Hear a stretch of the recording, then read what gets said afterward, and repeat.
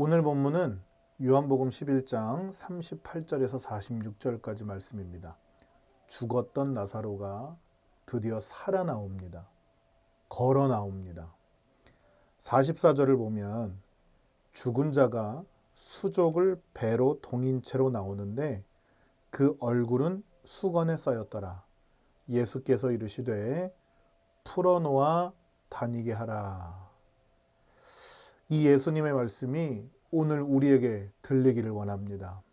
나사로는 어떤 상태였냐면 우리가 다 아는 것처럼 죽었었던 사람입니다. 그리고 죽은 지 나흘이나 되었던 사람입니다. 장례를 치렀고요. 수많은 사람들이 조문을 오기 시작했고요.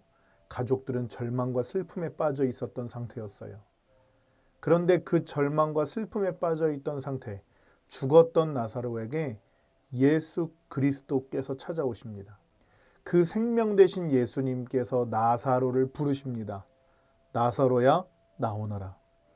나사로를 부르신 예수님의 음성을 듣고 죽었던 나사로, 생명이 없었던 나사로, 완전히 죽었던 시신되었던 나사로, 그 나사로가 무덤에서 저벅저벅 걸어 나옵니다.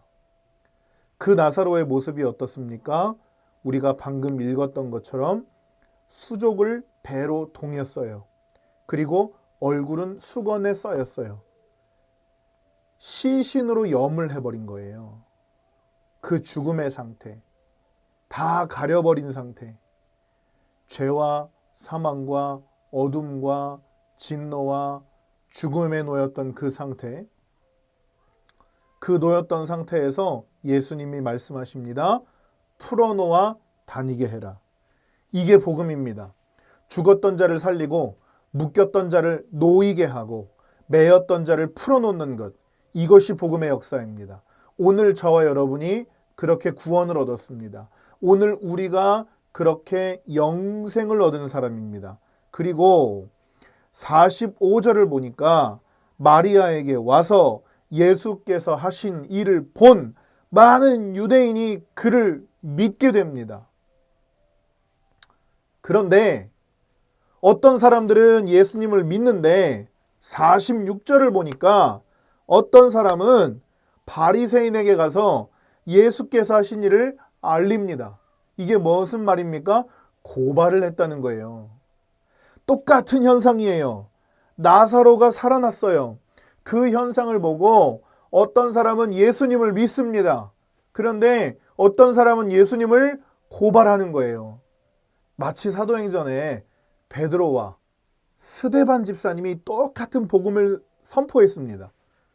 그런데 베드로의 설교를 들으니까 많은 사람들이 복음을 믿고 예수님을 영접하기 시작했어요. 그런데 스데반의 설교를 듣고는 많은 사람들이 마음에 찔려서 스데반에게 돌을 던지는 거죠. 똑같은 복음이고요. 똑같은 현상이고요. 똑같은 상황입니다. 그런데 누구는 그 현상을 보고 예수님을 믿어요. 그런데 누구는 그 똑같은 현상을 보고 예수님을 고발합니다. 자, 우리는 어떻습니까? 우리는 그 풀어놓아 다니게 하라 라는 예수님의 말씀에 반응하고 있는 사람입니까? 그리고 우리는 예수님의 말씀에 어떻게 반응하고 있습니까? 그 복음의 선포에 우리는 예수님을 믿고 있습니까? 아니면 예수님을 고발하고 있습니까?